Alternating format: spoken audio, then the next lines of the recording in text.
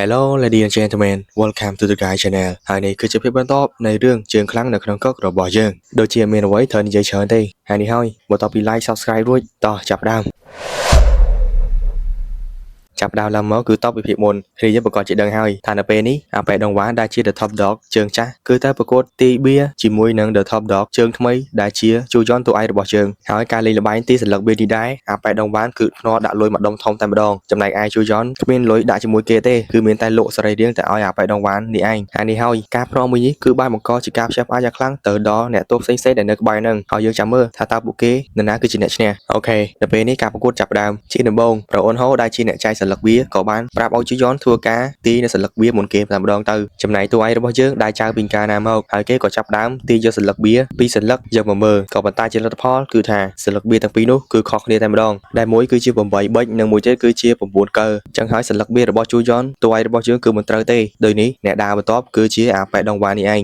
ទាសោតសមត្ថភាពអាប៉ែដងវ៉ាគឺមិនធម្មតានោះឡើយសន្លឹកបៀដែលគេបានទីពីសន្លឹកនោះគឺថាដូចគ្នាតែម្ដងដែលមួយគឺជា9កើនិងមួយទៀតគឺជា9ជួងជូយ៉នដល់ពេលឃើញអញ្ចឹងគឺថាកៀងដែរហ្នឹងប៉ុន្តែគេនៅតែធ្វើអារម្មណ៍ធម្មតាមកវិញដល់និយាយទៅកាន់អាប៉ែដងវ៉ានថានេះគ្រាន់តែជាសំណាងរបស់គេម្ដងប៉ុណ្ណោះលើចឹងហើយអាប៉ែដងវ៉ានក៏រៀងពេលមកបន្តិចដែរដោយប្រាប់ទៅកាន់ជូយ៉នមួយថាអូខេសំណាងក៏សំណាងចឹងសាកល្បងម្ដងទៀតទេអញ្ចឹងនឹងហើយគ្នាយើងបន្ទាប់ពីគេនិយាយរួចសន្លឹកបៀបន្ទាប់គឺថាដូចគ្នាទៀតហើយមិនតែប៉ុណ្ណោះពីមួយសន្លឹកទៅមួយសន្លឹកអាប៉ែដងវ៉ានគឺទីត្រូវទាំងអស់តែម្ដងគ្មានខុសសំបីតែម្ដងទេហើយអាពាក្យថាទឹកដៃឬក៏សំណាងអីហ្នឹងគ្នាយើងទីទៀតប្រកាសជាដឹងហើយប៉ុន្តែសាច់រឿងទៅពេលនេះក៏បានរំលឹកទៅកាន់អតីតកាលរបស់ប៉ែដងវ៉ានបន្តិចសិនដែលកាលពីគេនៅពីតូចនោះគេស្រឡាញ់ទៅកាន់ឪពុករបស់គេខាងណាមូលហេតុក៏ព្រោះតែឪពុករបស់គេគឺជាអ្នកមានហើយមានលុយមិនចេះខ្វះនោះទេប៉ុន្តែតើនរណាទៅដឹងទៅថានៅពីក្រោយខ្នងការរកស៊ីរបស់ឪពុកគេមានអ្វីកើតឡើងនោះទាសោតអាចកំបាំងគ្មានទេនៅលើโลกជាងនេះមិនយូរប៉ុន្មានអាប៉ែដងវ៉ានក៏ចាប់ផ្ដើមដឹងពីការពិតរបស់ឪពុកខ្លួនដែលប្រាក់ទាំងអស់ដែលពួកគេកំពុងមាននេះគឺសុទ្ធតែបានមកពីការលេងល្បែងស៊ីសោទាំងអស់ហ្នឹងហើយឪពុករបស់គេគឺជាមនុស្សញៀនល្បែងខ្លាំងមែនទែនរហូតលេងជំពាក់បំណុលគេរហូតទៅដល់500លានវ៉ុនឯណោះដែលនេះគឺវាសបញ្ជាក់បានថាឪពុករបស់គេគ្មានចេះលេងល្បែងស្អីហ្នឹងទេគឺដឹងតែចាក់តែប៉ុណ្ណោះដែលវាខុសពីគេទាំងស្រុងតែម្ដងបើត្រឡប់មកកាន់ពេលបច្ចុប្បន្នរកល្បែងស៊ីសោទាំងអស់ដែលគេបានបង្កើតឡើងគឺសុទ្ធតែមានការរៀបចំទុកទាំងអស់ហ្នឹងហើយនេះហើយវាគ្មានផ្លូវណាដែលគេអាចលេងចាញ់សំបីតែម្ដងនោះទេហើយនៅពេលវេលានេះការលេងទីសន្លឹកបៀជាមួយនឹងជូយ៉នដែលជាតួឯករបស់យើងក៏គេមិនអាចចាញ់នោះដែរមូលហេតុក៏ព្រោះតែសន្លឹកបៀទាំងអស់ដែលគេបានទីតាមពិតទៅគេបានដាក់ម៉ូគ្នាជាមួយនឹងប្រូអ៊ុនហូដែលជាអ្នកចែកសន្លឹកបៀរួចទៅហើយនេះក្រៅពីគេជាមួយនឹងប្រូអ៊ុនហូគឺគ្មានអ្នកណាបានដឹងពីទីតាំងពិតប្រាកដរបស់បៀនេះទេ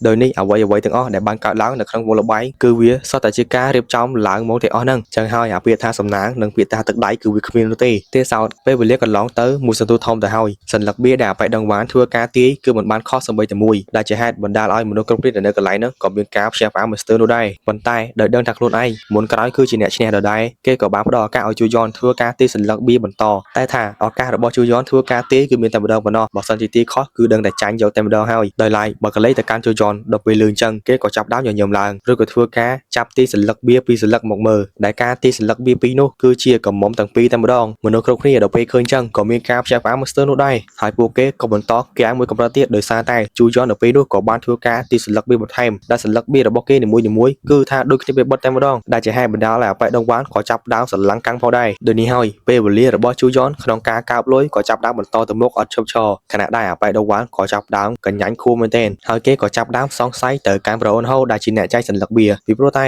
ការប្រកួតមួយហ្នឹងក្រៅពីគេជាមួយនឹងប្រូអ៊ុនហូដែលជាអ្នកចែកសន្លឹកបៀមួយនោះគ្មានអ្នកណាដឹងពីទីតាំងពិតប្រាកដរបស់បៀនេះទេទេសោតការប៉ាន់ស្មានរបស់អាប៉ែដងវ៉ានគឺត្រូវតែម្ដងដោយនេះគឺវាបញ្ជាក់ច្បាស់ថាប្រូអ៊ុនហូគឺបានក្បត់គេចោះចូលជាមួយនឹងជូយ៉នតួឯករបស់យើងបាទទៅហើយនៅពេលនោះសាច់រឿងក៏បានលេងត្រឡប់ថយក្រោយមុនមួយថ្ងៃគឺនៅពេលដែរជូយ៉នបានជួបគ្នាជាមួយនឹងប្រូអ៊ុនហូនៅក្រៅបន្ទប់ទឹកដែលនៅពេលនោះជូយ៉នក៏បានដឹងគ្រប់យ៉ាងអំពីប្រូអ៊ុនហូតែម្ដងដែលតាមពិតទៅប្រូអ៊ុនហូបានធ្វើការឲ្យអាប៉ែដងវ៉ានក៏ព្រោះតែគេលេងល្បែងជាពាក់បំណុលអាប៉ែដងវ៉ាននឹងឯងមិនតែប៉ុណ្ណោះអាប៉ែដងវ៉ានគឺថែមទាំងបង្ខំឲ្យប្រូអ៊ុនហូធ្វើការលក់សរីរាង្គខ្លះមកឲ្យគេទៀតផងហើយនេះហើយបានជាជូយ៉នតួឯករបស់យើងក៏បានយកចំណុចដ៏សែនរសើបមួយហ្នឹងមកបញ្ចុះឲ្យប្រូអ៊ុនហូមកធ្វើការចោះចូលជាមួយនឹងខ្លួនវិញប៉ុន្តែបើយើងក៏លេចទៅកាន់ប្រូអ៊ុនហូគេដូចជាមិនចង់ធ្វើប្រមាណទេមូលហេតុក៏ព្រោះតែអំណាចរបស់អាប៉ែដងវ៉ានគឺវាខ្លាំងក្លាពេកតែថានៅពេលនោះជូយ៉នក៏បាននិយាយពាក្យមួយឃ្លាដើម្បីដាស់តឿនស្មារតីរបស់ប្រូអ៊ុនហូដែលពាក្យមួយឃ្លានោះគឺបានន័យថាឯងជ្រើសរើសទៅរវាងការមានសេរីភាពឬក៏ការធ្វើជាទាសករដោយលក់នៅសរីរាង្គរបស់ខ្លួនទៅឲ្យអ្នក អ្នកដតីតើឯងនឹងចង់យកមួយណាអូខេ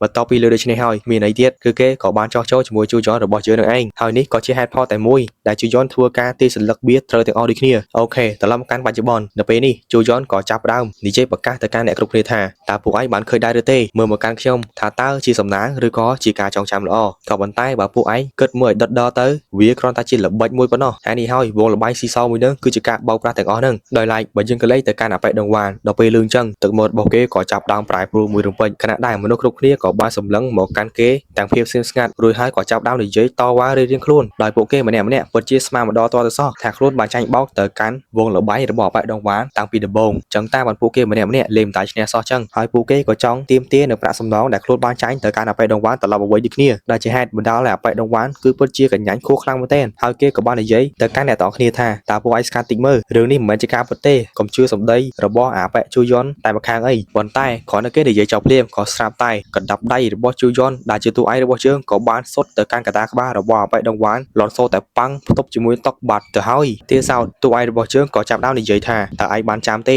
ថាមនុស្សនៅទីនេះតើតែមានហេតុផលទើបអាចវាយគ្នាបានហើយនេះយើងគិតថាឥឡូវគួរតែមានហេតុផលគ្រប់គ្រាន់ហើយដើម្បីវាយទៅកាន់ឯងនោះលើបែបនេះអបិដងវ៉ានស្ទើរតែមិនជឿនឹងភ្លេចខ្លួនឯងតទៅសោះខណៈដែរជូយ៉នរបស់យើងក៏ចាប់ដើមលើកនៅតុករបស់ខ្លួនដែលបានអង្គុយមិញហ្នឹងបំរុងនឹងវាយទៅកាន់កតាក្បាលរបស់អបិដងវ៉ានចុះតែម្ដងបាទដែលមើលទៅតួឯករបស់យើងពិតជាកាចខ្លាំងមែនទែនតែហ្មងបន្តមកមានអីទៀតសម្លេងតុករបស់ជូយ៉នក៏បានលន់សូតែប៉ាំងនឹងឯងចំពោះអ្នកផ្សេងទៀតដែលបានឃើញនៅហេតុការណ៍មួយហ្នឹងពួកគេសឹងតែមិនជឿនឹងភ្លេចរបស់ខ្លួនឯងទេក៏ប៉ុន្តែអ្វីទាំងអស់នោះគឺវាលើសពីការស្មានរបស់ពួកគេទៅទៀតមូលហេតុក៏ព្រោះតែអបិដងវ៉ានគឺវាបានកិច្ចពីការវិភាគរបស់ជូយ៉នបានសម្រេចមិនតែប៉ុណ្ណោះគេថែមទាំងបានយានៅកណ្ដាប់ដៃរបស់ខ្លួនបានសុទ្ធទៅកាន់កតាមុខរបស់ជូយ៉នវិញលន់សូតែប៉ាំងផងដែរដែលម្ដាយមួយនេះពិតជាខ្លាំងមែនទែនបណ្ដាលឲ្យជូយ៉នតួឯករបស់យើងប៉ាំងទៅដល់កលៀនចាំងឯណោះបន្តមកអ្វីដែលគេត្រូវតែជំរះមួយជីគឺជាប្រអ៊ុនហូដែលជាអ្នកចាយសន្លឹកបៀនឹងឯងចំពោះប្រអ៊ុនហូនៅពេលដែលបានដឹងថាអបិដងវ៉ានកំពុងតែឈរនៅពីក្រោយខ្នងរបស់ខ្លួនជាមើលទៅកាន់គេពិតជាមានការភ័យខ្លាចខ្លាំងមែនទែនបន្តមកមិនចាំយូរនោះទេអបិដងវ៉ានក៏ចាប់ដើមចាប់ចំបាច់ករបស់ប្រអ៊ុនហូភ្ជង់ឡើងទៅខាងលើតែម្ដងដែលបណ្ដាលឲ្យប្រអ៊ុនហូនៅក្នុងគណៈពេលហ្នឹងសឹងតែដាច់ខ្យល់ស្លាប់បាត់ទៅហើយមិនតែប៉ុណ្ណោះដោយសារតែកំហឹងដែលមាននៅក្នុងខ្លួនអបិដងវ៉ានគេក៏ចាប់ដើមប្រើកម្លាំងចាប់ក្បាលប្រអ៊ុនហូបោកផ្ទប់ជាមួយនឹងកម្រាអិតលន់សូទៅប៉ាំងផងដែ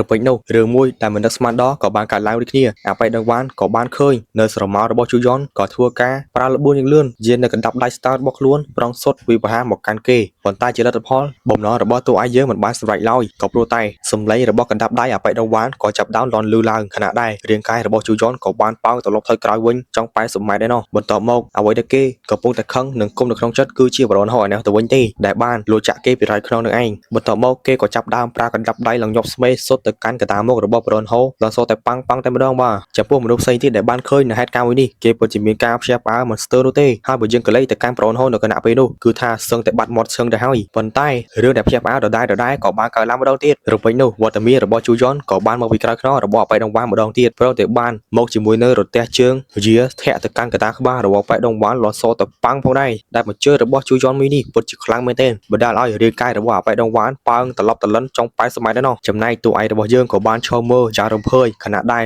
រលុយមួយដុំរបស់អបិដងវ៉ានក៏បានប៉ើងខ្ចាត់ខ្ចាយពេញទៅនឹងដោយឡែកបើយើងក៏លេខទៅកាន់អបិដងវ៉ានគេបានសម្លឹងទៅមើលលុយរបស់ខ្លួនដែលបានធ្លាក់ប៉ើងមួយសន្លឹកម្ដងមួយសន្លឹកហោះកាត់ផ្ទៃមុខរបស់ខ្លួនឯងទាំងសង្វេយយ៉ាងខ្លាំងហើយគេក៏បានចាប់ដើមនៅឃើញទៅកាន់អតីតកាលរបស់ខ្លួនបន្តគឺនៅពេលដែលឪពុករបស់គេបានជំពាក់បំណុលរបស់គេច្រើនខ្លាំងពេកគាត់មិនមានលទ្ធភាពសងនោះឡើយហេតុនេះមិនថាផ្ទះមិនថាលុយមិនថាអ្វីគ្រប់យ៉ាងដែលខ្លួនកំពុងមានគឺត្រូវបានរលាយខ្ទេចខ្ទីតែម្ដងមិនតែប៉ុណ្ណោះយើងក៏បានដឹងពីរឿងរ៉ាវដ៏សែនហួសចិត្តមួយផងដែរបន្ទាប់ពីឪពុករបស់គេបានធ្លាក់ខ្លួនឈឺអបិដងវ៉ានក៏ចាប់ដើមធ្វើការលក់សរីរាង្គរបស់ឪពុករបស់ខ្លួនទៅឲ្យឈ្មួញកណ្ដាលដើម្បីដកដូរជាមួយនឹងបំណុលដែលគាត់បានជំពាក់នឹងឯងហើយអាព្រឹត្តិការណ៍មួយហ្នឹងគឺជាព្រឹត្តិការណ៍ដំបូងដែលបានជំរុញទឹកចិត្តទៅឲ្យអបិដងវ៉ានចាប់ផ្ដើមដើរនៅលើវិថីជួញដូរសរីរាង្គរបស់មនុស្សនឹងឯងដោយនេះហើយចំពោះគេនឹងលុយគឺមិនអាចខ្វះគ្នាបាននោះទេអូខេឥឡូវត្រឡប់មកកាន់បច្ចុប្បន្នវិញនៅពេលនេះយើងឃើញថាកណ្ដាប់ដៃរបស់អបិដងវ៉ានក៏បានសុទ្ធមកដល់ជូយ៉នដូចគ្នាក៏ប៉ុន្តែតួឯករបស់យើងមិនមែនតែចៅអីគេក៏ចាប់ដើមកិច្ចបន្តិចឬក៏ចាប់ដើមយានៅកណ្ដាប់ដៃស្ដាំរបស់ខ្លួនបន្តសុទ្ធទៅកាន់អបិដងវ៉ានលន់សូតែប៉ាំងប៉ាំងតែម្ដងបាទដែលម្ដាយរបស់ជូយ៉នគឺពិតជាធ្ងន់ហើយរហ័សខ្លាំងមែនទែនហើយវាក៏បានបណ្ដាលឲ្យឈាមរបស់អបិដងវ៉ានចាប់ដើមបែកខ្ចាយពេញទៅនឹងចំពោះជូយ៉នវាយបណ្ដានិយាយទៅកាន់អបិដងវ៉ានបណ្ដាដែលគេប្រាប់ថាថ្ងៃនេះឯងកុំចង់ចាក់ចេញទៅណាបានទេសោះក៏ព្រោះតែយើងនឹងដើរតួជាយមរា រាជមកយកជីវិតរបស់ឯងនៅក្នុងថ្ងៃនេះហើយបន្ទាប់មកគេក៏ចាប់ដាំជូនកណ្ដាប់ដៃស្ដាំទៅកាន់កតាមុខអាប៉ែដងវ៉ាបន្តក៏ប៉ុន្តែនៅពេលនោះមនុស្សគ្រប់គ្នាដែលបានទស្សនានៅហេតុការណ៍ហ្នឹងក៏ចាប់ដាំស្រែកឡើងតែមិនគួរជឿមូលហេតុក៏ព្រោះតែអាប៉ែដងវ៉ាគឺវាបានយកចង្គង់របស់ខ្លួនធ្វើការអុកទៅកាន់កតាពោះរបស់ជូយន់លន់សទៅប៉ាំងតែម្ដងទាសោតមកចង្គង់របស់គេមិនទៅស្រាអីឡើងជូយន់ក្អួតឈាមតាមមាត់បាត់ទៅហើយហ្នឹងបន្ទាប់មកអាប៉ែដងវ៉ាមិនទាន់ចប់នៅត្រឹមនោះទេគេក៏ចាប់ដើមធ្វើការយាកណ្ដាប់ដៃស្ដោរបស់ខ្លួនសុទ្ធទៅកាន់ជូយន់របស់យើងមកដៃលន់សទៅប៉ាំងបន្តទៀតទាសោតមកដៃរបស់គេមួយនេះក៏បានបណ្ដាលឲ្យជូយន់របស់យើងខ្ទាតប៉ាំងបុកជាមួយនឹងកញ្ចក់ឡានធ្លុះចូលទៅខាងក្នុងឯណោះហើយបើតាមមើលទៅដូចជាបាត់មាត់សូនជើងបាត់ទៅហើយហ្នឹងនៅពេលនោះអាប៉ែដងវ៉ាក៏ចាប់ដើមនិយាយទាំងទឹកមុខស្មើថាតាំងពីលុយរបស់យើងមាននាទីនេះយើងមិនដែលចង់ចាក់ចេញពីកន្លែងមួយនេះឡើយហើយបើយើងក៏លេចទៅកាន់ប្រូណាមីនបន្ទាប់ពីបានឃើញស្ដា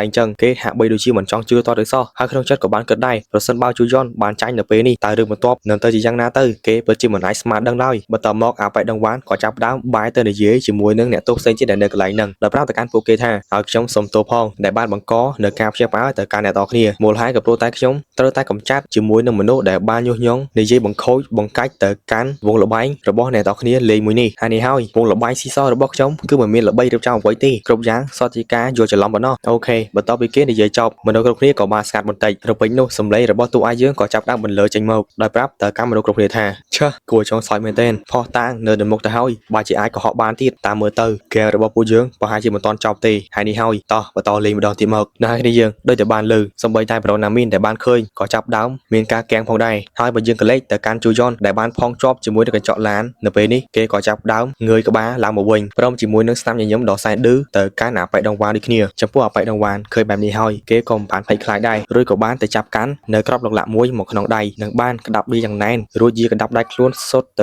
កាន់ជូយន់មួយទំហឹងក៏ប៉ុន្តែជាលទ្ធផលជូយន់អាចគេចផុតបានយ៉ាងស៊ីផុយព្រមទាំងបានចាប់កាន់នៅដៃរបស់គេបោកផ្ទប់ជាមួយកម្រាស់ឥដ្ឋលន់សទៅប៉ាំងតែម្ដងបាទហើយបើយើងក៏លេខទៅកាន់ក្របឡុកឡាក់ដែលបានជ្រុះមាញ់យើងក៏បានឃើញផងដែរថានៅពេលនេះវាក៏បានបង្ហាញនៅលេខ3ខ្ទង់ដូចនេះហើយចាំការទៀតជូយន់របស់យើងក៏ចាប់ដើមសុទ្ធទៅកាន់អាប៉ែដងវ៉ានចំនួន3ដៃបន្ថែមទៀតដែលបណ្ដាលឲ្យអាប៉ែដងវ៉ានឡើងចង់បែកសើហើយពេលនេះហ៎បន្ទាប់មកគេក៏បានសម្លឹងទៅកាន់ជូយន់ដែលយកពីបំណងរបស់គេថាចង់លេងហ្គេមជាមួយខ្លួនអាប៉ែដងវ៉ានក៏ចាប់ដើមបង្វិលក្របឡុកឡាក់មួយនោះដើម្បីខ្លួនមានឱកាសសុទ្ធទៅកាន់ជូយន់ជាការតបតវិញបន្ទាប់ពីក្របឡុកឡាក់ដែលគេបានបង្វិលត្រូវបានឈប់យើងក៏បានឃើញផងដែរថានៅពេលនេះវាបានបង្វិលចំលេខរហូតដល់6ខ្ទង់ឯណោះដែលវាពិតជាលេខធំមែនទែនដោយនេះគឺបានន័យថាអាប៉ែដងវ៉ានគឺមានឱកាសសុទ្ធទៅកាន់ជូយន់ចំនួន6ដៃផ្ទួងតែម្ដងមិនចាំយូរនោះទេបន្ទាប់ពីបានឱកាសល្អហើយអាប៉ែដងវ៉ានក៏ចាប់ដើមស្រែកមួយទំហឹងដោយគិតនៅក្នុងចិត្តថាតែប៉ុណ្ណេះជូយន់ប្រកាសជាស្ពៃនៅក្រោមដៃរបស់ខ្លួនមិនខានទេដោយឡែកបើយើងក៏លេខទៅកាន់ជូយន់ដូចគ្នាយើងដឹងស្រាប់ហើយគេមិនមែនមនុស្សល្ងងទេហើយនេះក៏គ្មានហេតុផលអីដែលត្រូវឆោឲ្យអាប៉ែដងវ៉ានវាយដោយស្រួលដែរបន្ទាប់មកមិនឲ្យអាប៉ែដងវ៉ានបានដៃមុនឡើយគេក៏ចាប់ដើមសុទ្ធទៅកាន់អាប៉ែដងវ៉ានបន្ថែមទៀតរហូតដល់6ដៃផ្ទួងឯណោះហើយបើយើងក៏លេខទៅកាន់អាប៉ែដងវ៉ាននៅពេលហ្នឹងគឺថាគេចង់ងឹតមុខទៅ